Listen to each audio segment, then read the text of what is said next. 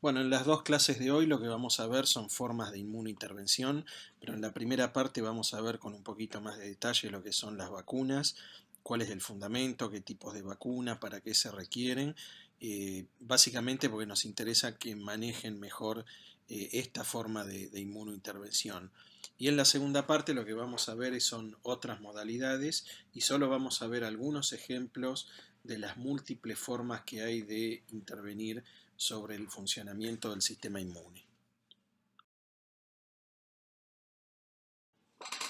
Cuando hablamos de inmunointervención, básicamente lo que nos estamos refiriendo son las distintas maneras de intervenir para manipular el funcionamiento del sistema inmune. Y esto lo podemos hacer de tres formas: a través de la estimulación o la inducción de distintos mecanismos del sistema inmune, o a través de la modulación sobre mecanismos que están funcionando, que han sido activados, o directamente cuando uno desea silenciar una respuesta inmune. Y todas estas estrategias las podemos realizar en forma específica para un determinado antígeno, o podemos hacer una manipulación total del sistema inmune. Entonces, básicamente tenemos dos tipos de estrategias: lo que es inmunosupresión y lo que es inmunoestimulación. La inmunosupresión básicamente lo vamos a aplicar en enfermedades como son las autoinmunes, en los trasplantes o para evitar el rechazo de un trasplante, y en las alergias. Mientras que la inmunoestimulación básicamente se va a aplicar en las enfermedades infecciosas, es decir, la activación del sistema inmune a través de la aplicación de vacunas, en enfermedades tumorales o cáncer, también en alergia, en enfermedades neurodegenerativas, etc.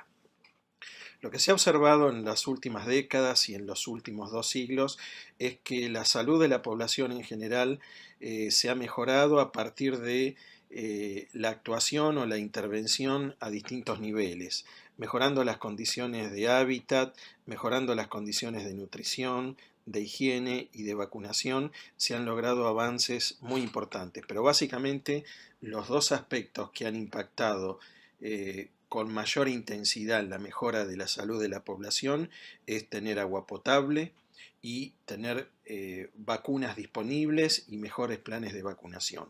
Ahora bien, en aquellos países o regiones donde todas estas implementaciones no han sido posibles, la vacunación ha resultado algo fundamental. ¿Y cómo podemos observar o evaluar cuál es el impacto de la vacunación o de la inmunización en una población? Directamente en los individuos vacunados, sufren menos enfermedades, o indirectamente en los no vacunados. Eso lo vamos a ver más hacia el final de la clase. También en los cambios epidemiológicos que se observan en distintas enfermedades infecciosas. Vamos a ver a lo largo de la clase varios ejemplos, cómo ha ido cambiando la prevalencia o la incidencia de distintas enfermedades infecciosas, y en los beneficios que significa contar con un estado saludable. Entonces, básicamente, cuando hablamos de vacunas, lo que nos estamos refiriendo es la importancia de las mismas en función de los millones de vidas que se han salvado, es decir, individuos que han sido vacunados y que no han fallecido por enfermedades infecciosas. Se habla de alrededor de entre 3 y 5 millones de chicos por año que sobreviven a enfermedades como sarampión, paperas, polio, rubiola y fiebre amarilla. Sin embargo, hoy en día, a pesar de los avances que se han producido, hay alrededor de 20 a 30 millones de chicos en el mundo que no son vacunados y por lo tanto pueden ser afectados por este tipo de enfermedades. En lo que se refiere a vacunas del siglo XX, que es donde se ha dado un desarrollo muy destacable, básicamente el éxito ha sido en el control de enfermedades infecciosas agudas, sobre todo en chicos. Se han eliminado las principales enfermedades infecciosas que provocan la muerte, sobre todo en edad pediátrica. Y lo que se propone o lo que se espera de las vacunas para el siglo XXI es el avance sobre enfermedades crónicas, sobre todo justamente con lo que estamos viendo en estos días: vacunas para enfermedades emergentes y reemergentes, y vacunas dirigidas a nuevos grupos etarios o nuevos grupos de riesgo. Y con respecto a este último punto, cuando hablamos de grupos etarios, Ya dijimos anteriormente que las vacunas en el siglo pasado estuvieron dirigidas principalmente a pacientes en edad pediátrica, pero como pueden ver ahí en el cuadro, en el panel superior, también ha habido un gran avance en vacunas para mujeres embarazadas, para la edad adolescente, y se ha avanzado mucho y es lo que se espera poder intensificar en estas décadas en vacunas para adultos y para ancianos. Y con respecto a grupos de riesgo, también se están desarrollando distintos paneles de vacunas para viajeros, para pacientes con enfermedades crónicas, como ya hemos mencionado, pacientes con HIV, para enfermedades emergentes y sobre todo este último punto que es muy importante, que es el que todavía cuesta avanzar, es vacunas para poblaciones en situación de pobreza, donde el sistema inmune sabemos que tiene ciertas deficiencias, por lo cual este resulta un desafío altamente interesante.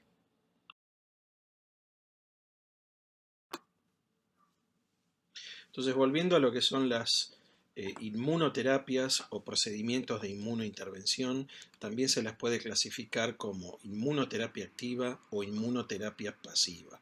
La inmunoterapia activa se refiere a aquella en la que se estimula el sistema inmune para generar una respuesta inmunológica, es decir, lo que se busca a través de estos procedimientos es generar los mecanismos efectores de protección.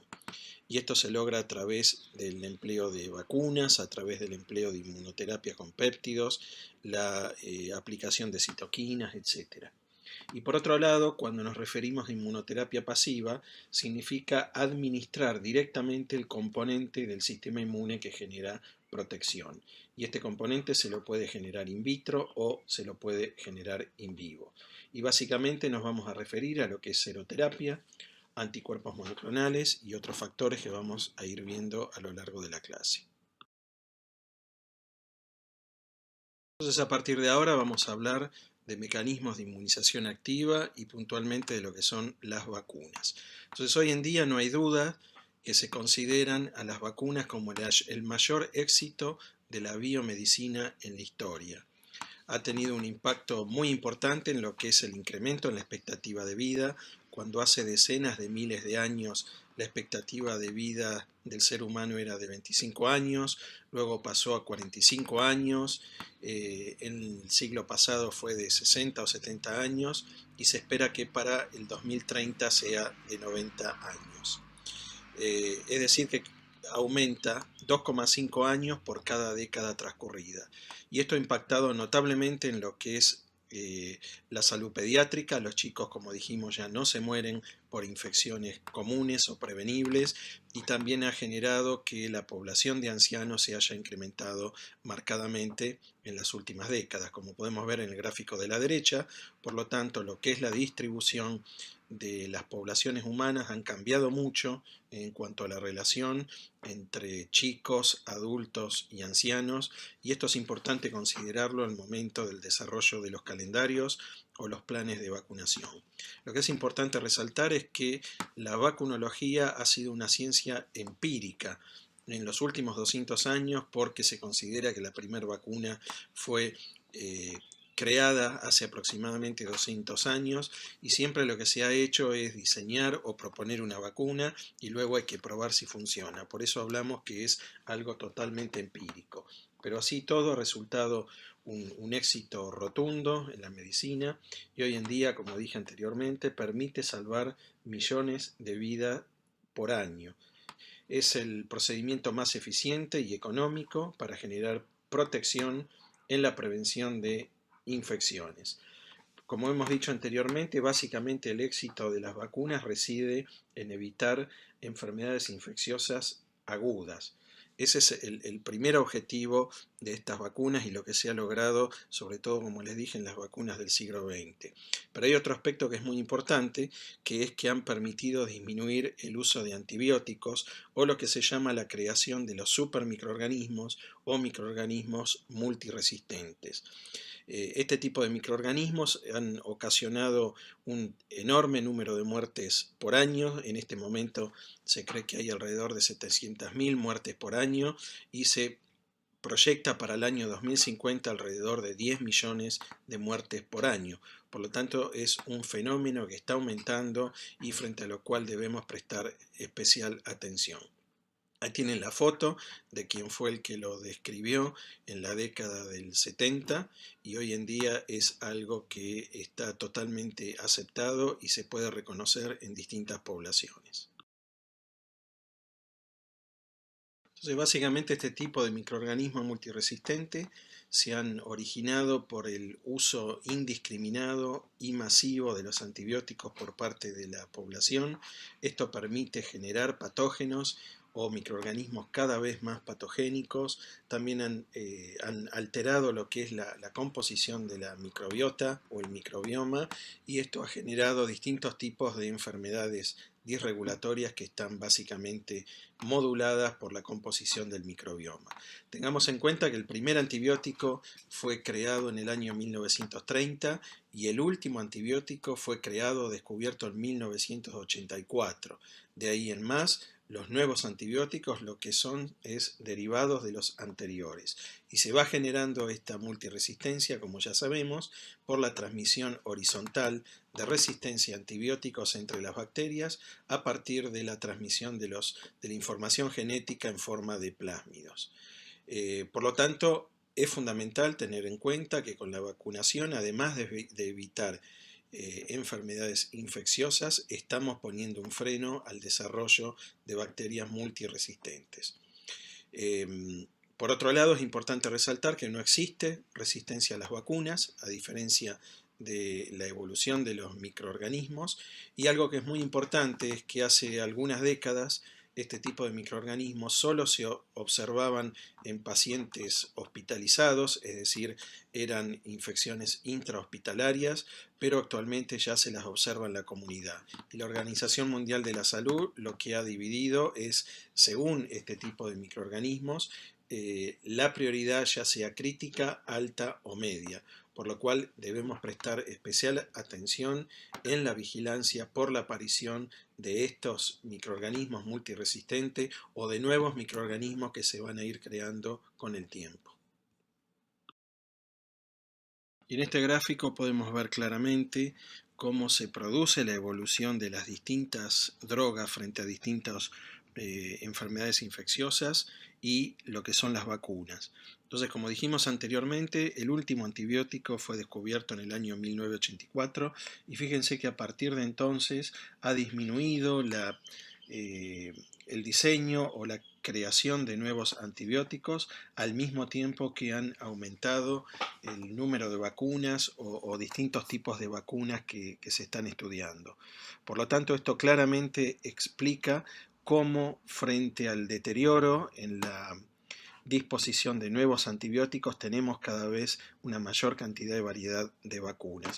Y otro punto que es muy importante es que mientras que las drogas tienen un único target o un único blanco, las vacunas tienen múltiples blancos, ya que en general lo que se está inmunizando es con distintos tipos de epitopes. Entonces, ese es un dato que también muestra la importancia de lo que tiene hoy en día y el futuro del desarrollo de las vacunas.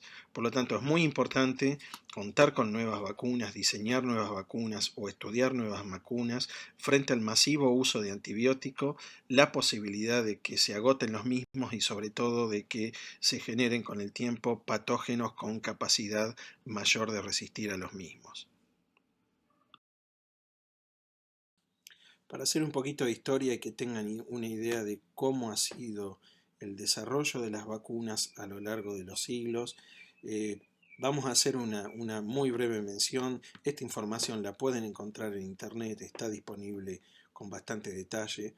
Y vamos a empezar a contar a partir de lo que se considera la primer vacuna, que fue desarrollada en Inglaterra ya por finales del siglo XVIII por el médico Edward Jenner, y lo que hizo fue desarrollar una vacuna contra la viruela. Fíjense que prácticamente 100 años después Pasteur fue el que describió o demostró que los microorganismos son los que generan este tipo de enfermedades. Hasta este momento nadie había demostrado que existían microorganismos que eran capaces de generar patología. Pasteur trabajó en distintas enfermedades, pero desarrolló la primera vacuna atenuada bacteriana contra el Bacillus anthracis, que es la bacteria que produce el carbunco, y también contra la bacteria Vibrio cholera, que la desarrolló en pollos, como así también contra el virus de la rabia, que lo desarrolló en conejos. Pero fíjense que recién en 1950 se obtiene la vacuna atenuada para la viruela. ¿Y cuáles son las principales contribuciones que han hecho el desarrollo de estas distintas vacunas? Bueno, la única enfermedad que se ha erradicado en la Tierra es la viruela, es decir, aquella patología para la cual en 1790 se desarrolla la primera vacuna y en 1950 se tiene una vacuna atenuada. Entonces, a partir de estas vacunas se producen programas de vacunación masivos en el mundo y recién en 1979 se logra erradicar la viruela. Consideramos que una patología está erradicada cuando no existen más casos sin que haya vacunación de la población. En este caso, para la viruela, el último caso se detectó en Somalia en 1977 y 3 años después no hubo más casos, por lo cual se consideró en 1980 como una enfermedad erradicada. Y luego, sobre otras patologías, lo que se ha conseguido es el control, y nos referimos a control cuando no existen casos, pero todavía se continúa vacunando a la población. Con lo que respecta a poliomielitis, luego de la campaña de erradicación mundial que se inicia en 1985, se estimaba que para el 2007 se iba a controlar y erradicar la poliomielitis, pero esto no ocurrió. Más adelante vamos a ver brevemente por qué no ocurrió. Y lo mismo para el sarampión. Se habían controlado, habían disminuido notablemente los casos, pero a partir del siglo XXI comenzaron a aparecer un número cada vez más creciente de casos por otra razón distinta a la poliomielitis, y esto generó que sea una patología que no está controlada. Para otras enfermedades infecciosas lo que se ha logrado es la reducción en la incidencia entre un 90 y un 95%, como es el caso de difteria, tétanos, pertussis, sarampión, paperas y rubiola, y para otras lo que se ha reducido es la mortalidad, como es el caso de hepatitis A, hepatitis B, hemófilos influenzae tipos B y neumococos. Y existen otros procesos infecciosos crónicos mucho más complejos para los cuales todavía no tenemos una buena vacuna, como es el caso de la tuberculosis, aunque tenemos la BCG para edad pediátrica, pero también podemos mencionar al HIV, a Chagas, malarias, virus sincitial respiratorio, aunque se ha avanzado mucho en los últimos años, pero estas son las patologías que todavía tenemos pendiente el desarrollo de una buena vacuna. Como sabemos, como hemos visto a lo largo de la cursada, cada patógeno tiene una forma muy particular de invadir un huésped e interactuar con el mismo, sobre todo lo que hemos visto en la manipulación del sistema inmune, por lo cual cuando uno va a desarrollar o va a pensar en una vacuna, lo debe hacer en forma específica para cada microorganismo y para la interacción de cada microorganismo en un determinado huésped.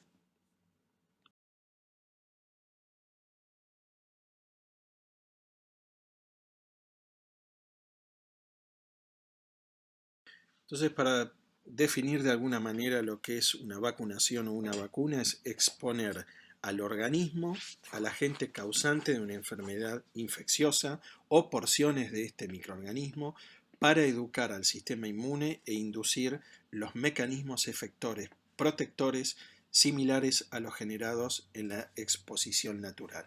Es decir, que a través de la vacunación lo que vamos a hacer es reproducir artificialmente la inmunidad natural que se produce frente a la infección, y este proceso no debe producir la enfermedad al mismo tiempo que debe inducir la activación de la respuesta inmune.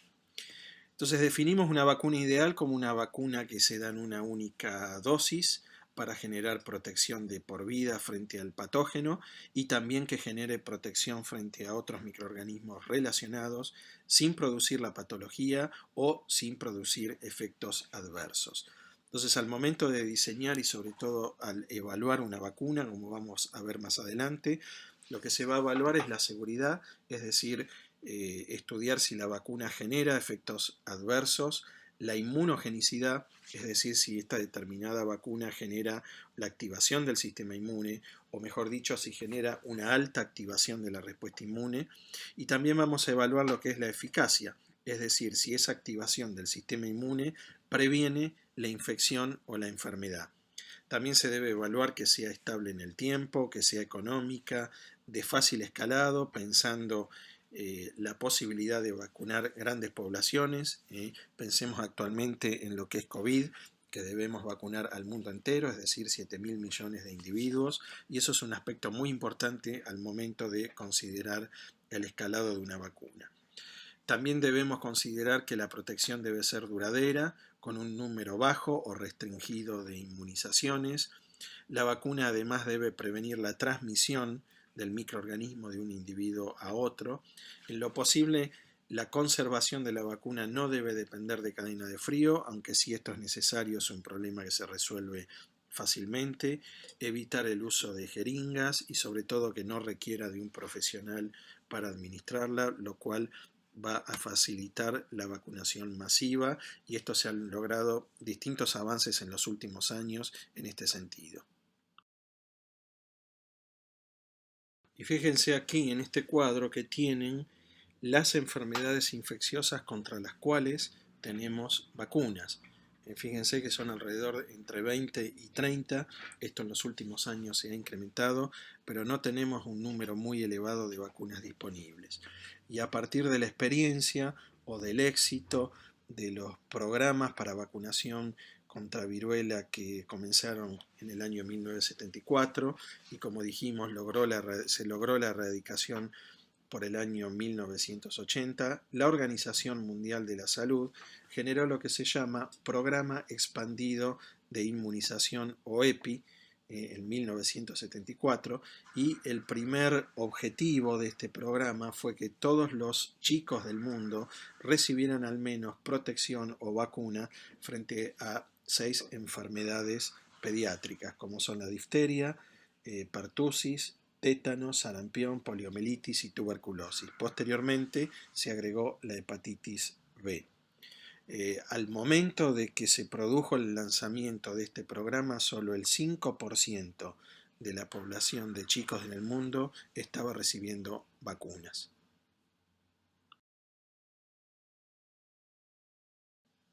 ¿Y cuáles son los componentes de una vacuna? Bueno, básicamente una vacuna debe tener un inmunógeno.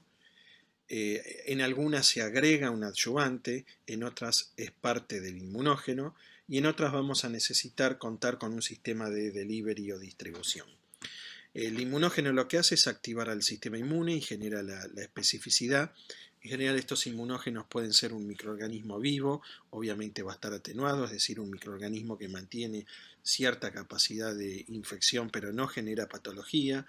También puede ser un microorganismo muerto o pueden ser distintos componentes del microorganismo.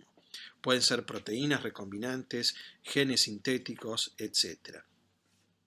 El adyuvante lo que genera es una intensificación de la actividad del sistema inmune. En general estos adyuvantes contienen o son ligandos de receptores de la inmunidad innata, por lo cual lo que van a hacer es activar la inmunidad innata para luego tener una buena inmunidad adaptativa que sea la que genere la memoria inmunológica, que es en última instancia lo que se busca con una vacuna, generar inmunidad protectiva con el tiempo. Entonces, uno de las propiedades o de los mecanismos por los cuales el adyuvante potencia la inmunogenicidad del componente vacunal es a través de la activación de la inmunidad innata. El otro mecanismo es lo que se llama depot o dosificación, es decir, producir una liberación sostenida en el tiempo de manera de activar en forma repetitiva el sistema inmune, que como hemos visto anteriormente, eso es lo que genera los pools de linfocitos B y linfocitos T de memoria. Entonces estos adyuvantes en los últimos años se han desarrollado en forma muy marcada y sobre todo a partir del empleo en las vacunas de proteínas recombinantes puras que no tienen poder adyuvante. Es decir, que cuando un inmunógeno no es de por sí un adyuvante, es necesario agregarlo en la composición de la vacuna para generar el efecto deseado. Entonces estos adyuvantes los podemos dividir en si se trata de sustancias inorgánicas, como ser aceites o distintos tipos de sales. También pueden ser componentes de un microorganismo o inclusive un microorganismo completo, como hemos visto en la cursada, el adyuvante de Freund completo, que es un aceite mineral en el cual se le agrega el Mycobacterium muerto. O también pueden ser ligandos purificados de receptores de la inmunidad innata, como hemos dicho anteriormente. Y finalmente, y para ciertas vacunas, que lo vamos a ver al final de la clase, lo que necesitamos son sistemas de distribución, es decir, un sistema que lleve el inmunógeno y el adyuvante al tejido o a la célula blanco a la cual queremos activar. Estos sistemas van a funcionar simplemente como sistema de vehiculización o también pueden tener propiedades adyuvantes. Entonces tenemos como ejemplo liposomas, distintos tipos de nanopartículas, microorganismos vivos o virus vivos que han sido obviamente atenuados y se desarrollan para cumplir este tipo de funciones. Pero una vacuna no solo debemos considerar los componentes de la misma, sino que debemos considerarla dentro de un plan de vacunación o un plan de inmunización que además incluye la vía en la cual se van a administrar las dosis, la frecuencia y en un conjunto de vacunas lo que llamamos el calendario de vacunación. Es decir, que definir una vacuna se debe hacer en el contexto de un calendario de vacunación y esto es algo que vamos a ir viendo a lo largo de la clase.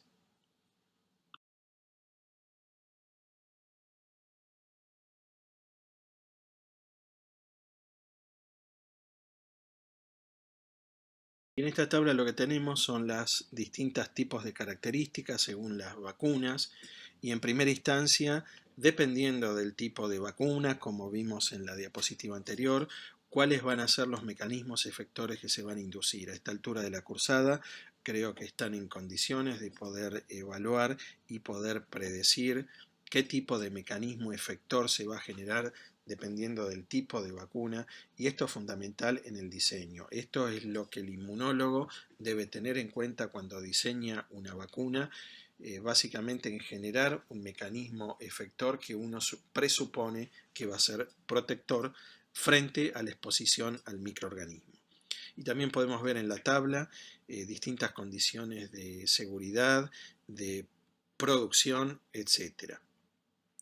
En general, en todas las vacunas lo que se observa es que para controlar el proceso infeccioso se requiere una buena respuesta humoral y sobre todo con anticuerpos neutralizantes para evitar que el agente o el microorganismo logre invadir un tejido o una célula. En algunos casos se sabe que además es necesaria una inmunidad celular complementaria para potenciar los mecanismos protectores. La manera de monitorear la inmunogenicidad o la eficacia de una vacuna básicamente es a través de la medida del título de anticuerpos. Ahora bien, si queremos evaluar la eficacia, es decir, si generé un mecanismo efector que es protector, en este caso debemos recurrir, si es que existen, a modelos animales, para lo cual debemos tener un animal en el cual se reproduzca la enfermedad infecciosa que ocurre en humanos, y lo que se hace entonces es vacunar a ese animal y luego desafiarlo con el microorganismo vivo o patógeno y observar si el animal es sensible o es resistente.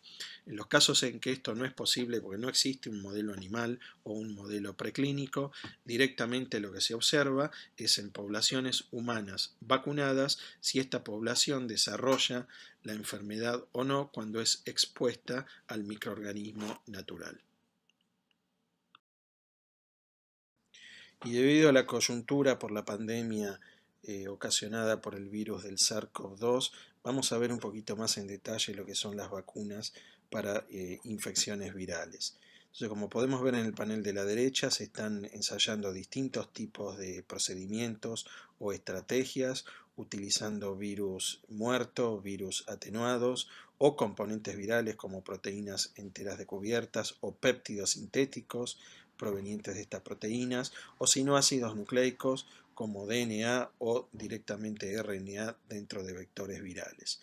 Lo que sí está claro que en esta patología y en la mayoría de las patologías infecciosas virales es que en general el título de anticuerpos aumenta luego de la infección, alcanza un máximo y luego disminuye.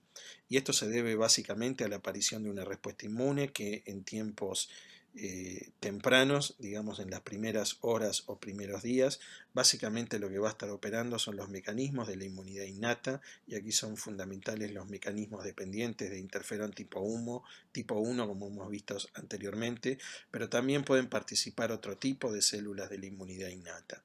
Entonces, la activación de estas células lo que va a generar es una respuesta adaptativa a través de la aparición de linfocitos B, linfocitos TCD4 y linfocitos TCD8, y estos son los que van a ser responsables de generar memoria.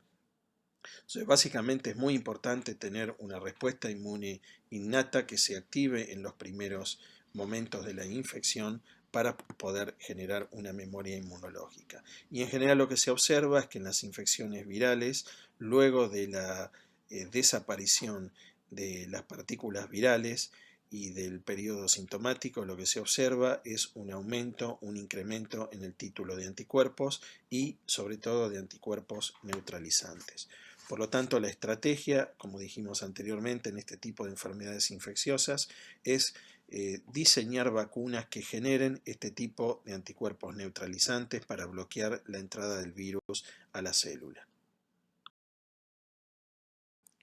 Y a partir de la experiencia ganada, principalmente luego de la pandemia del 2003 del SARS o SARS-1, se genera en el año 2013 una coalición que se llama Coalición para las Innovaciones en Preparación para Pandemias, que en el año 2017 se produjo el lanzamiento de la misma, y lo que hace esta coalición es elegir consorcios o generar la formación de consorcios, y los van a apoyar, los van a financiar con la idea de crear una nueva vacuna para enfermedades infecciosas emergentes. Este grupo del CEPI lo que definió en su momento fueron 6 targets vacunales, y fíjense que una de estas vacunas se llamó vacuna X, es decir, una vacuna para una enfermedad potencial. Bueno, ese momento ha llegado y en este momento es el COVID. Uno de los grandes desafíos de este grupo era generar grupos multidisciplinarios para que desarrollen vacunas en tiempos escasos, de manera de poder vacunar a la población durante la epidemia o durante la pandemia. El caso más notable fue el de la creación de una vacuna para el virus de la influenza H7N9 en 5 días. Ahora les voy a contar brevemente cómo se generó.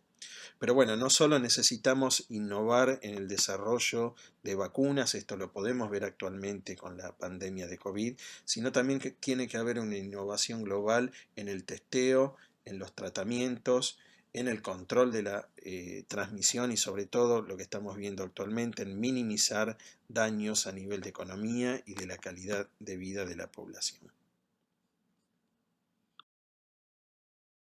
Y actualmente mucho se ha avanzado a partir de la experiencia de procesos anteriores o de epidemias o pandemias anteriores, como fueron las del SARS en 2003, influenza 2009, MERS 2012 y ébola. Y aquí a la izquierda podemos tener el ejemplo del primer paciente en el cual se diagnosticó y se identificó el virus causante del SARS. Era un paciente alemán que estuvo residiendo en China, y cuando viaja a Alemania en el aeropuerto de Frankfurt lo aíslan, se lo estudia y se detecta este virus que se muestra en la micrografía electrónica, y podemos ver que se trata de un coronavirus. Y a partir de ahí se caracterizó estos coronavirus, se sabe son virus a RNA con distintas proteínas en la membrana. Y a partir, como les decía, del estudio de distintos tipos de enfermedades virales, en el año 2013 el CEPI lo que establece es una estrategia a partir de la creación de estas plataformas para generar vacunas en tiempos récord. De esta manera, en 5 días y a partir del aislamiento del RNA del virus de influenza H7N9, se publica la secuencia, esa secuencia se toma a través de internet por distintos laboratorios y a partir de esta secuencia se pueden generar genes sintéticos o proteínas recombinantes. Es decir, que a partir de esta estrategia no se requiere más el envío o la purificación o la obtención de proteínas a partir del virus, sino que simplemente lo que se requiere es identificar los ácidos nucleicos de estos virus, generar la secuencia, publicarla y que esto esté en forma inmediata al estado público.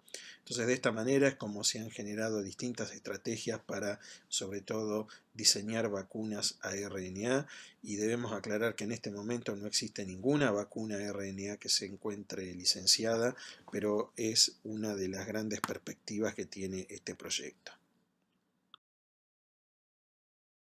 Entonces aquí lo que podemos ver para el caso del SARS-CoV-2 son las distintas vacunas que se están ensayando actualmente y podemos ver las distintas estrategias que mencionamos anteriormente. Básicamente hay vacunas con virus inactivado, vacunas con virus atenuado, vacunas a partir de ácidos nucleicos, básicamente a partir de DNA o RNA en un vector viral, básicamente son vectores no replicativos lo que se usa, o también hay vacunas a partir de subunidades proteicas o subunidades que se expresan en partículas tipo virales. Entonces, en el esquema superior a la izquierda tenemos distintos ejemplos, como es el caso de las vacunas a RNA en liposomas o nanopartículas con lípidos, y también después tenemos distintos tipos de vacunas en las cuales se emplean vectores virales en los que se introduce el DNA codificante, por ejemplo, en este caso para la proteína S. Estas mismas estrategias se han aplicado anteriormente con éxito, básicamente para ébola y para MERS. Pero lo que es la vacuna, como dije anteriormente, para RNA no existe ninguna que en este momento se haya licenciado. Y después tenemos en el esquema de la derecha los el distinto número de proyectos de vacunas en los cuales emplean todas estas estrategias. Y actualmente hay más de 140 proyectos en los cuales se están estudiando o diseñando distintos tipos de vacunas. Y aquí lo que podemos ver son las distintas vacunas que están en desarrollo y en aplicación en pacientes voluntarios. Hay más de 140 vacunas en estudio, de las cuales 9 se están aplicando en humanos. Ahí figuran 11 porque hay 2 ensayos clínicos en los cuales se utilizan otras vacunas, enfermedades virales y bacterianas, para favorecer el control de la COVID. Pero bueno, básicamente ahí tienen las distintas vacunas en el cuadro con las características de las mismas. En todas lo que se busca es generar anticuerpos neutralizantes para evitar la unión de la proteína S del virus al receptor de angiotensina 2 en la célula blanco. Las distintas estrategias en estos candidatos vacunales se emplean ADN, ARN, adenovirus recombinantes como vector. Estas son 2 vacunas muy importantes. También se emplean vacunas inactivadas con distintos tipos de adyuvantes o a partir del empleo de subunidades o distintas porciones de la proteína S. Entonces, como dijimos anteriormente, en este caso en particular, en Estados Unidos hay un programa de aceleración de este tipo de plataformas, como tienen ahí. Hay 3 que son sobre propuestas que ya están en fase clínica y hay otras 2 que están en desarrollo o en fase preclínica. Bueno, aquí lo que podemos ver es en qué consiste lo que llamamos un ensayo clínico, o el tiempo o el proceso que involucra el desarrollo y la evaluación de una vacuna para que finalmente sea licenciada y luego comercializada para su uso en la población general. Entonces, este proceso básicamente tiene 4 fases. Una fase académica donde se diseña y se propone el candidato vacunal, una fase preclínica que solo se desarrolla si existe un modelo animal en el cual se pueda reproducir la patología en el humano, y por lo tanto se va a usar este modelo preclínico para ensayos de desafío y evaluar la eficacia experimental. Y luego vamos a entrar en la fase clínica, en la cual se aplica la vacuna a individuos. Esta fase clínica son 3, fase 1, fase 2 y fase 3. A medida que vamos avanzando, se van involucrando cada vez más individuos. En general estos individuos son voluntarios y sanos. En una fase 1 es un reducido número de individuos sanos. En una fase 2 ya se estudian individuos pertenecientes a ciertos grupos. Y en la fase 3 lo que se trata de buscar es de vacunar individuos sanos, pero que estén expuestos al microorganismo. Entonces, básicamente en estas 3 etapas lo que primero se evalúa es la seguridad, la aparición de reacciones adversas. Eso se evalúa a lo largo de las 3 etapas. Luego se evalúa la inmunogenicidad, es decir, la capacidad que tienen los componentes vacunales de activar al sistema inmune. Y finalmente lo que se evalúa es la eficacia, es decir, la capacidad de protección. Una vez que esto logra superarse, lo cual lleva mucho tiempo, cada etapa son meses o años, involucra cada vez un número más elevado de individuos. Podemos empezar con unos pocos individuos o unas pocas decenas en fase 1. Ya en fase 2 vamos a aplicar la vacuna a centenas de individuos y en fase 3 involucra vacunar a miles de individuos. Entonces, esto es importante considerarlo desde el punto de vista del tiempo, de los individuos vacunados y de la financiación del proyecto. Una vez que se logra superar la fase 3, se comienza lo que se llama fase 4, en la cual se licencia la vacuna y luego se la comercializa. En este último proceso es importante también considerar que se debe evaluar lo que es la potencia, la termoestabilidad, las condiciones de almacenado y de transporte, el etiquetado, la presentación, etc. Entonces, en general estos procesos demoran en promedio entre 5 y 15 o 20 años, o como en la mayoría de los casos, un gran número de vacunas no llega a pasar o fase 1 o fase 2. Es decir, que la principal o la mayor cantidad de vacunas fracasan en estas primeras fases donde se evalúa la seguridad. La vacuna que más pronto, más rápido se ha producido es la de ébola, en 4 años, como vimos en el gráfico de las diapositivas anteriores, y actualmente lo que se está evaluando es acortar etapas o hacer etapas en paralelo, o lo que se llama la Organización Mundial de la Salud lo que puede hacer es una precalificación que normalmente se hace luego de que se licencia la vacuna, y este proceso de precalificación lo que hace es facilitar el acceso de distintas poblaciones a esta vacuna. En este momento lo que se está considerando es que haya una precalificación luego de las fases 1 y 2, es decir, antes de entrar en fase 3, y esto es lo que ha ocurrido con una de las vacunas para SARS-CoV-2, que se ha aprobado su utilización en una población muy particular, como son los militares. Y aquí lo que podemos ver básicamente es que las fases 1 y 2 insumen el 30% del total del tiempo, por lo tanto la fase 3 es la fase crítica, la que más tiempo insume. Y sin embargo, como les dije anteriormente, en general en fase 1 y en fase 2 es donde la mayor parte de las vacunas fracasan. Los distintos elementos que condicionan que se pueda llegar con éxito o no a la aprobación de una vacuna es básicamente contar con modelos animales donde se puedan hacer ensayos preclínicos. Eso da una idea muy importante sobre la eficacia de la vacuna. Para el caso del SARS-CoV-2, el mejor modelo son los monos, el macaco rhesus.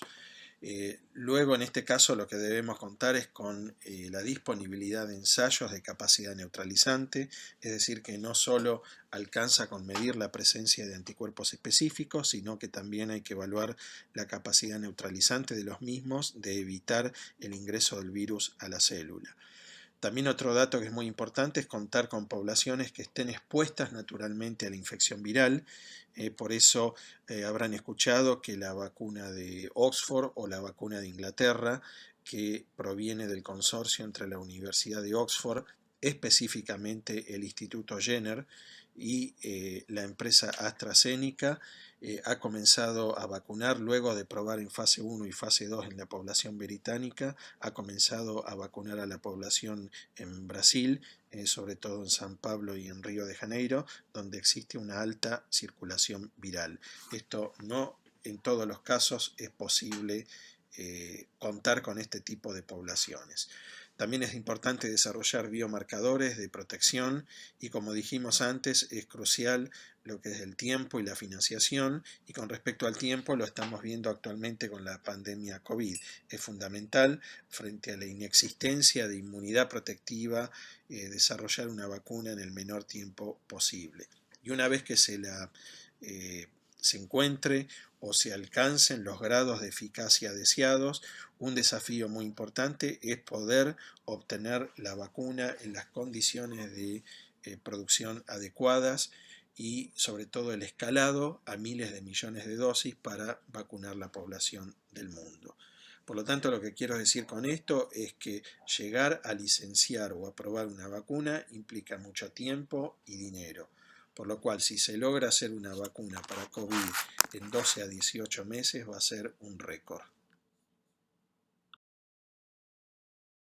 Y a partir de ahora vamos a ver algunos ejemplos de lo que mencioné anteriormente, cómo una forma de probar la eficacia de las vacunas es a través de estudios epidemiológicos. Y lo que se ve en estos casos en los cuales tenemos una vacuna exitosa es el control de la prevalencia o de la incidencia de la misma en distintas poblaciones a partir del momento de la vacunación. Entonces aquí lo que podemos ver es cómo disminuye la incidencia de casos de individuos infectados con neumonía por Streptococcus pneumoniae a partir de la aparición de las vacunas conjugadas en el año 2000.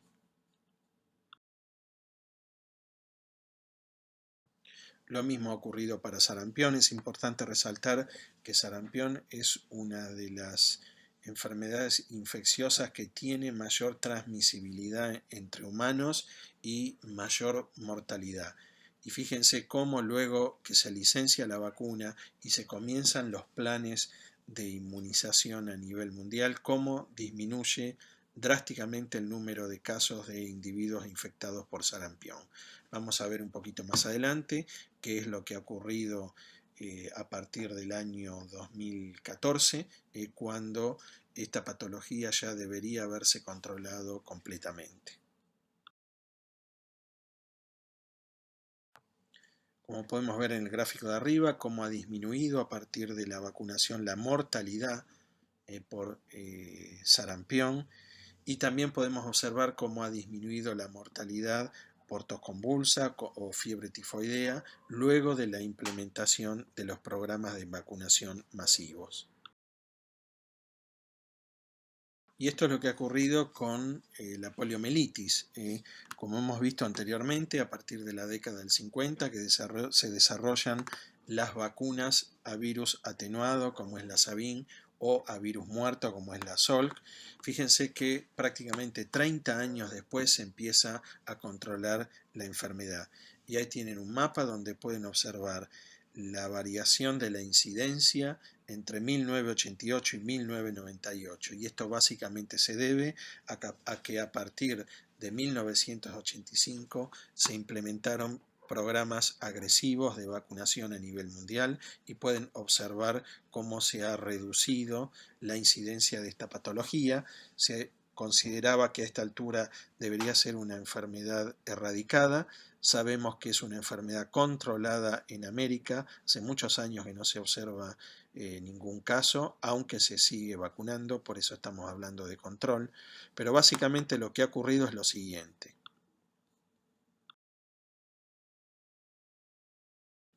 Como les dije anteriormente, en la década del 80 se inicia lo que se llama un programa o una iniciativa para la erradicación global de la polio.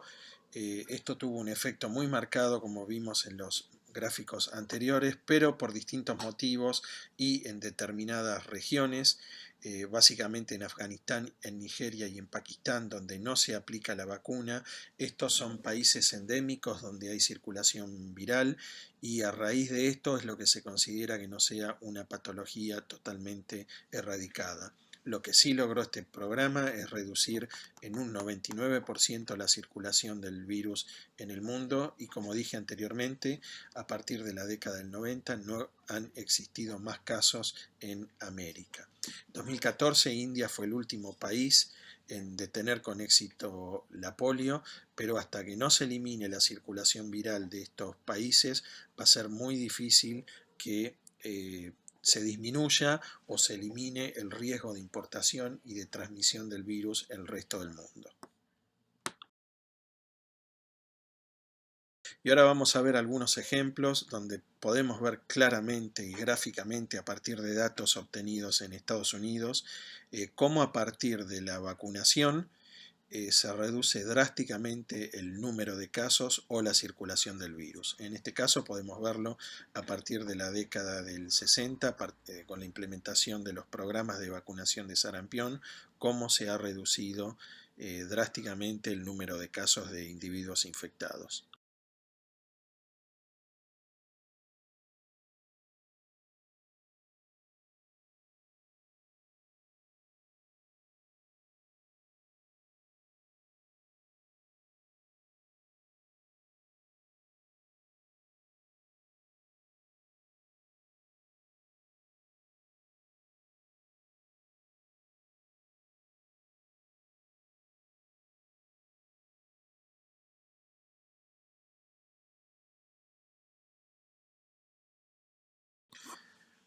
Luego de todos estos ejemplos que hemos visto, creo que no quedan dudas de cuál es la importancia de las vacunas y por qué se las considera el mayor éxito de la biomedicina en la historia.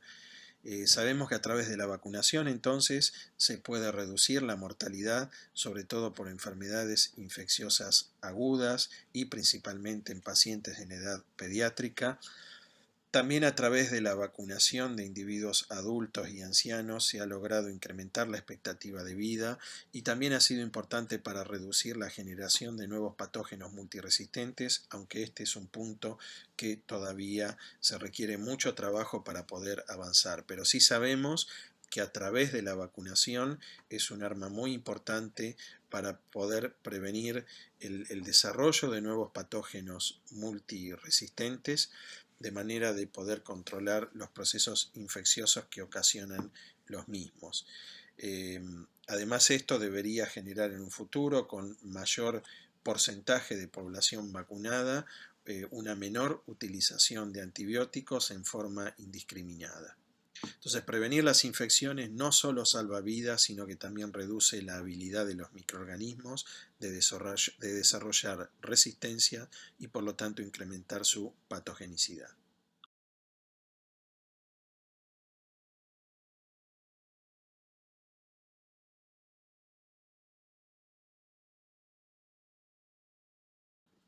Pero disponer de una vacuna que sea eficaz para el control de una enfermedad infecciosa por sí solo no alcanza, sino que es importante, como vimos anteriormente, establecer un plan de inmunización, pero también un programa o campaña de inmunización para alcanzar lo que se llama inmunidad comunitaria o efecto rebaño o herd immunity, que supongo que son términos que a esta altura de la pandemia les resulta habituales. Entonces, esto se refiere a la protección que se logra a nivel de comunidad más allá de una protección individual. Entonces se define al efecto rebaño como el fenómeno que evita la dispersión y transmisión de un microorganismo en la comunidad por la inmunidad adquirida, ya sea en forma natural o luego de la vacunación. Es decir, que la inmunidad protectiva que adquiere un individuo en una comunidad, luego de la infección natural o luego que haya sido vacunado, no solo va a proteger a ese individuo que ha sido vacunado, sino que también va a proteger a los individuos que no han sido vacunados o que no se han enfrentado a la infección natural. Y esto básicamente radica en el hecho de que a través de este efecto rebaño lo que se está reduciendo es el reservorio para el cual el virus pueda transmitirse. Esto se define en términos epidemiológicos, hay modelos matemáticos, pero básicamente lo que se requiere para alcanzar el efecto de rebaño es que un determinado porcentaje de la población adquiera esta inmunidad protectora. Esto se ha logrado en distintas patologías y se ha logrado también a partir de la vacunación en patologías como la papera, la varicela, sarampión o el polio. En estos casos, la inmunidad de rebaño permite proteger a toda la comunidad en general, y en los casos en que se ha reducido los niveles de vacunación, se ha observado un resurgimiento o una reemergencia de la patología. De esta manera han aparecido brotes epidémicos en enfermedades que habían sido controladas simplemente reduciendo el número de individuos que han sido vacunados en una determinada población. E inclusive un individuo que está vacunado puede llegar a infectarse cuando no se alcanza esta inmunidad de rebaño. Esto se puede deber a distintos mecanismos o distintos fenómenos. Uno puede ser, por ejemplo, como en el caso de influenza, variación antigénica, es decir, que todos los años cambia la cepa viral que circula, por lo cual la inmunidad protectiva no funciona, o puede ser que varíe el virus, como es el caso del HIV, y por lo tanto la inmunidad que se alcanza para una determinada variante viral no es suficiente cuando ésta cambia, o puede ser el caso del SARS-CoV-2, donde se supone que no hay inmunidad de rebaño, y esto podría deberse a que este virus genera una respuesta inmune que es transitoria. Para el caso de otros coronavirus, como ya mencionamos, SARS y MERS, lo que se ha visto que en el 90-100% de los infectados se desarrollan anticuerpos neutralizantes y estos perduran por lo menos 2 a 3 años, o hay casos en que se los ha observado aún en la actualidad, es decir, luego de 17 años. Es decir, que para estos otros coronavirus, la infección natural, no existen vacunas ni para SARS ni para MERS, pero la infección natural ha generado inmunidad protectiva duradera. Este parecería no ser el caso del SARS-CoV-2, aunque han transcurrido muy pocos meses de los primeros casos de individuos infectados. Entonces, gráficamente esto es lo que ocurre en la inmunidad de rebaño si tenemos una población a la que no se la vacuna por distintos motivos, a partir de un individuo que va a ser infectado y dependiendo de la capacidad de transmisión de ese microorganismo, ese individuo va a infectar otros individuos y estos otros individuos van a expandir la infección, por lo cual esta comunidad o esta población no va a estar protegida. A partir que se inicia la vacunación, vamos a tener distintos estadios y normalmente podemos tener o distintos tiempos o distintas oleadas de epidemia para alcanzar la inmunidad de rebaño, que es lo que se consigue cuando se logra detener la transmisión del microorganismo porque el hospedador está protegido. Entonces, dependiendo del R0, que es el número básico de reproducción, se requiere que el 70 al 90% de una determinada población adquiera inmunidad para alcanzar la inmunidad de rebaño. ¿Y cómo se define el R0? Es el número de casos secundarios contagiados generados por casos primarios en una población susceptible. Es decir, que el R0 es cuántos individuos contagia un determinado individuo que está infectado. Como podemos ver, para el caso del sarampión, este virus tiene un número de reproducción bastante elevado, alrededor de 17, de 19. El SARS-CoV-2 se estima que es entre 3 y 4. Entonces, ¿cómo se calcula la inmunidad de rebaños? 1 menos 1 sobre el número básico de reproducción. Entonces, básicamente creo que no queda duda de lo que es la importancia de la vacunación, sobre todo cuando se alcanza la inmunidad de rebaño, es decir, que un patógeno no encuentra un nuevo hospedador y por lo tanto no se puede transmitir. Pero así todo existen algunos mitos sobre la vacunación. Por ejemplo, que produce trastornos neurológicos, como el caso de autismo o el síndrome de Guillain-Barré. Esto no ha sido demostrado. Han habido algunos casos más que todo mediáticos, y luego se los desestimó porque había otro tipo de intereses, llamémosle comerciales, por detrás. Las vacunas no generan trastornos neurológicos, lo que sí pueden generar reacciones adversas, pero son absolutamente escasas. Son muy poco frecuentes, fíjense que es alrededor de menos de 1 en 1.000.000. Por lo cual, uno ¿está en condiciones de decir que una vacuna nunca va a generar una reacción adversa? No. Por eso es lo que se hace durante los ensayos clínicos en fase 1, 2 y 3, tratar de asegurarse de que no existan reacciones adversas, pero obviamente eso se hace sobre poblaciones controladas. Cuando se comercializa y se aplica la vacuna en forma indiscriminada en la población, sí es cierto y es posible que se produzcan en algunos casos distintos tipos de reacciones adversas, como dolor de cabeza, fiebre, reacciones de hipersensibilidad, etc. O inclusive en individuos de riesgo o con ciertas enfermedades, para lo cual en esos casos o bien no se indica una determinada vacuna o hay que tomar ciertos recaudos, pero siempre se debe vacunar. Nunca se debe dejar de vacunar por un potencial riesgo.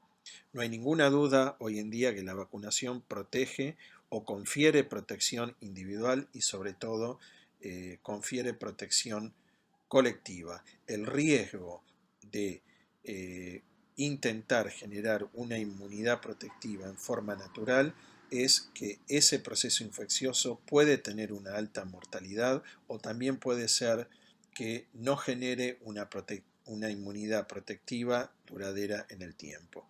Por lo tanto, el peligro no es vacunarse, sino que lo peligroso es no vacunarse o dejar de vacunar. Debemos ser conscientes y transmitir el concepto que las vacunas son seguras, por lo cual la población debe vacunarse. Vamos a volver como ejemplo al caso del sarampión.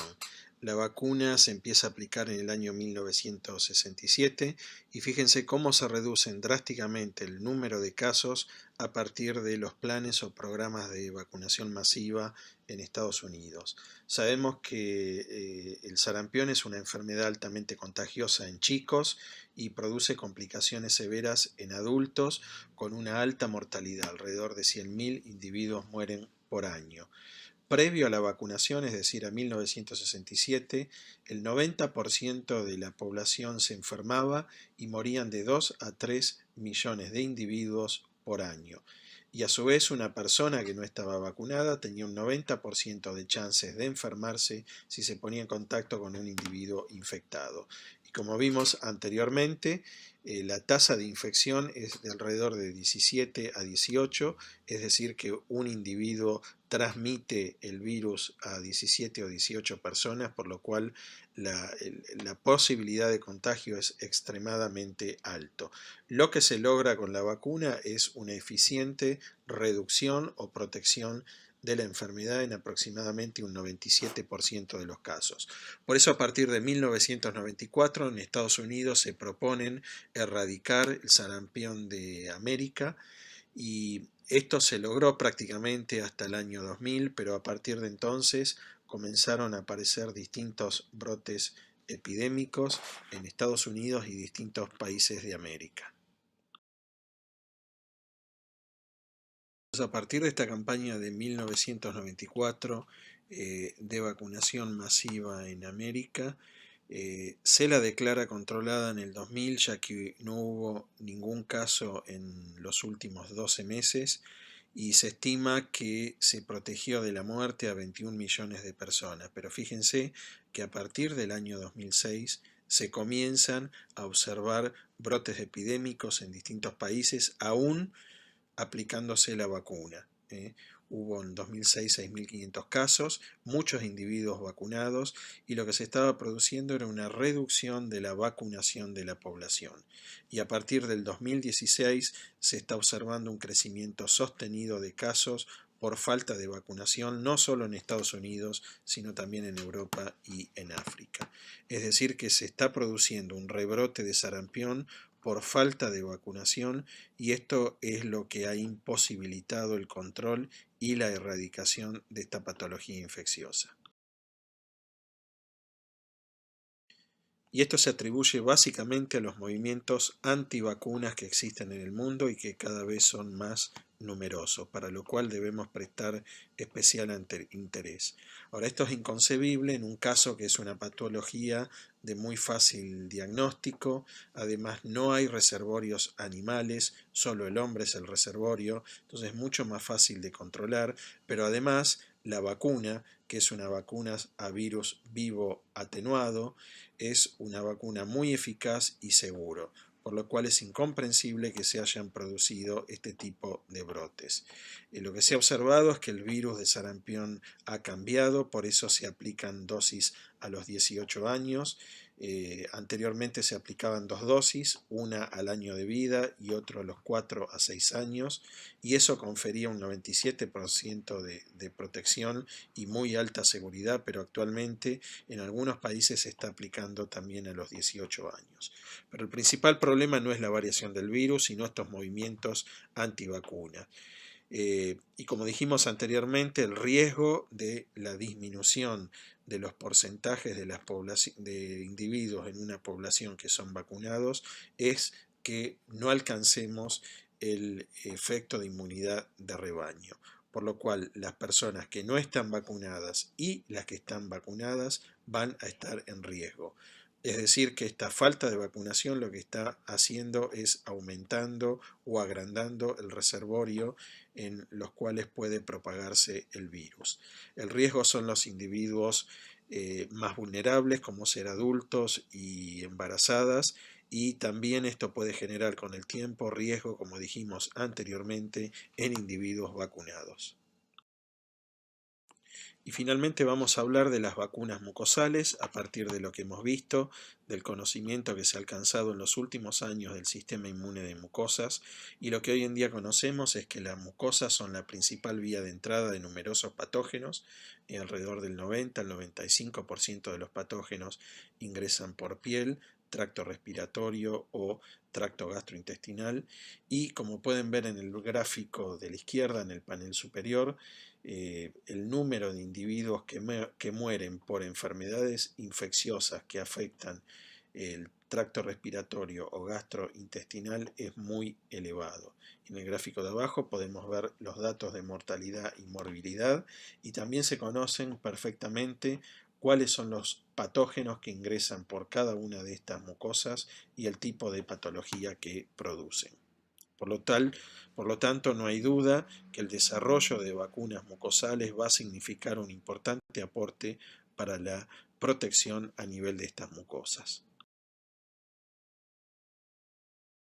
Y un poco los números que tenemos en esta diapositiva de mortalidad en niños por enfermedades infecciosas marca la importancia de contar vacunas mucosales, es decir, una estrategia que permite inducir una inmunidad protectiva en el órgano blanco o como un primer frente de bloqueo contra la infección. Entonces fíjense los millones de niños mayores de 5 años o recién nacidos que mueren. Básicamente esto ocurre en 5 países en el mundo que reúnen el 49% de las muertes, y son India, Nigeria, Congo, Pakistán y China. Entonces esto resalta un poco la importancia de tratar de desarrollar este tipo de vacunas. Las vías de inmunización que se están estudiando son básicamente la nasal, cutánea y la oral.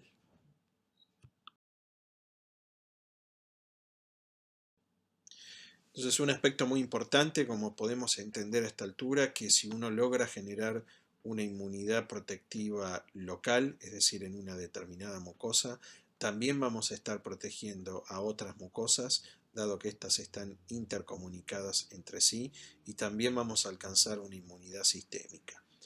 Entonces, generar una vacuna mucosal tiene sus ventajas, pero también sus dificultades, y por eso vamos a ver que son muy poquitas las vacunas que han sido aprobadas para su uso en humanos. Entonces, entre las ventajas podemos mencionar que es de fácil administración, no es invasivo, son vacunas seguras que tienen en general pocas reacciones adversas, no se requiere un personal especializado para su aplicación, es fácil realizar inmunizaciones masivas. Como dijimos, se induce una inmunidad local en otras mucosas y sistémicas, y la facilidad de las mismas genera una mayor adherencia, es decir, que los individuos son proclives a recibir este tipo de vacunas. Pero por otro lado debemos enfrentarnos a distintas dificultades al momento de desarrollar este tipo de inmunointervención. Es difícil estimar la dosis, ya que al administrar una vacuna por una mucosa se produce la degradación o la dilución y por lo tanto no sabemos cuál es la cantidad efectiva que alcanza a la superficie de la mucosa blanco. También se produce degradación por cambios de pH, por proteólisis, por retención en el mucus, en el caso del tracto gastrointestinal, o la exclusión a través del epitelio. Por otro lado, el inmunógeno debe competir con los antígenos luminales, pensando que en todas las mucosas existe una microbiota y por lo tanto no todas alcanzan con la misma eficacia la superficie epitelial. También durante la traslocación a través de la mucosa se pueden producir modificaciones, clivajes, etcétera, del inmunógeno y en general los epitelios son poco permeables, por lo cual se debe lograr la traslocación a través de los mismos. Y finalmente, como sabemos, como hemos visto, en las mucosas existe un microentorno de tolerancia, por lo cual estas vacunas deben romper esa tolerancia, por eso son muy importantes el desarrollo y el empleo de adyuvantes. Los desafíos es lograr una buena potencia, buena biodisponibilidad, es decir, que llegue el inmunógeno en forma adecuada a la mucosa y sobre todo el direccionamiento, que llegue a la célula que uno necesita activar. Por eso, en el caso de las vacunas mucosales son fundamentales los sistemas de delivery. Básicamente estas vacunas, si no hay un sistema de delivery, es muy difícil su optimización. Y también es importante el tema del desarrollo de adyuvantes mucosales para, lo que dijimos anteriormente, romper la tolerancia natural que existe en estos tejidos.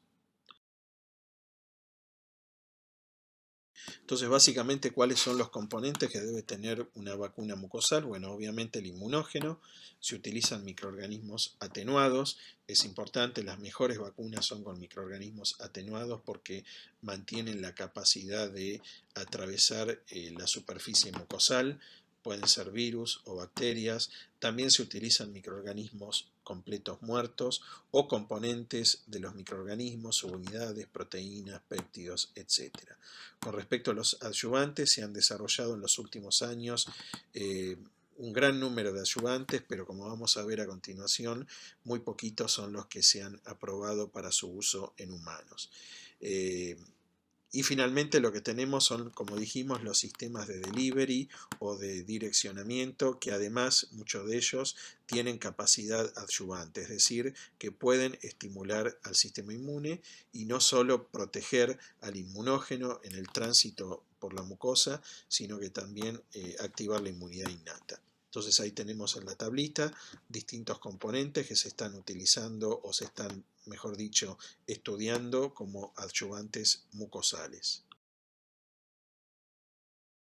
Lo que podemos ver es el listado de adyuvantes generales aprobados o licenciados para uso en humanos y como pueden ver son muy reducidos.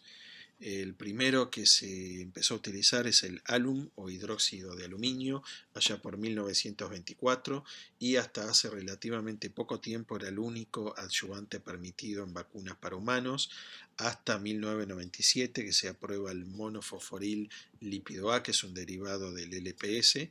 Pero ahí podemos ver que en general los adyuvantes que han sido licenciados son muy escasos. Sin embargo, existen muchos más que están en estudio, pero no se ha probado su uso en humanos.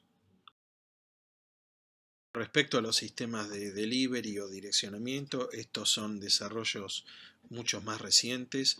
Hay distintas formulaciones que varían en cuanto a la composición, a la carga, al formato, a la hidrofilicidad, a las propiedades adhesivas, etc. En general se utilizan nanopartículas o liposomas de distinta naturaleza, pero también se pueden utilizar bacterias como salmonella o virus como adenovirus, sarampión, citomegalovirus o partículas tipo virus o liposomas como hemos dicho anteriormente y lo que se busca es combinar lo que es direccionamiento, protección e inmunomodulación.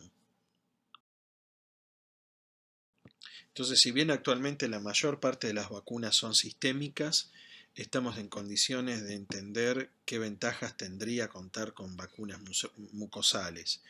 En cuanto a la administración, el costo es mucho más reducido, por lo cual se pueden realizar aplicaciones masivas, menor morbilidad, mayor adherencia, mayor protección en la mucosa, mayor eficiencia en la protección y en el direccionamiento del inmunógeno, pero sobre todo una mayor o mejor relación entre costo, efectividad y seguridad. Entonces, así todo, fíjense que hay muy pocas vacunas que están aprobadas como vacunas mucosales, básicamente contra virus y bacterias, y tenemos nada más que 5 vacunas que se están aplicando en humanos a través de la administración oral o intranasal. Esto muestra, en cierta forma, la dificultad del desarrollo de vacunas en general y sobre todo el desarrollo de vacunas que sean eficientes a nivel de las mucosas. Y esto simplemente para mostrarle lo que es el calendario de vacunación en nuestro país. Es uno de los más complejos y completos en el mundo. Es muy difícil establecer este tipo de programas de vacunación, pero esto refleja un poco la importancia que tiene la vacunación en nuestro país. Finalmente, existen alrededor de 25 enfermedades que son prevenibles por vacunación, y a partir de las campañas en la década del 70 de la Organización Mundial de la Salud, a través de los programas de vacunación expandido, en los cuales el principal objetivo era que todos los niños del mundo reciban al menos 6 vacunas contra enfermedades infecciosas, hemos pasado de un 5% de tasa de inmunización en niños en esos tiempos a aproximadamente un 86% actualmente. Existen algunas enfermedades infecciosas en las cuales la vacunación supera estos números, pero existen otras en las cuales se debe hacer un importante trabajo. Esto lo que nos va a permitir es reducir el número de muertes por año. Se estima que se pueden evitar todavía alrededor de 2 millones de muertes si logramos mejorar la tasa de vacunación. Como vimos anteriormente, sarampión hubiera sido la quinta enfermedad prevenible en ser controlada en América, luego de la viruela, la polio, la rubiola y rubiola congénita, pero debido a los movimientos antivacunas esto no se ha logrado. Por lo tanto, es importante los esfuerzos que debemos realizar para evitar que disminuya la cobertura poblacional en vacunación y estimular las campañas de vacunación nacional.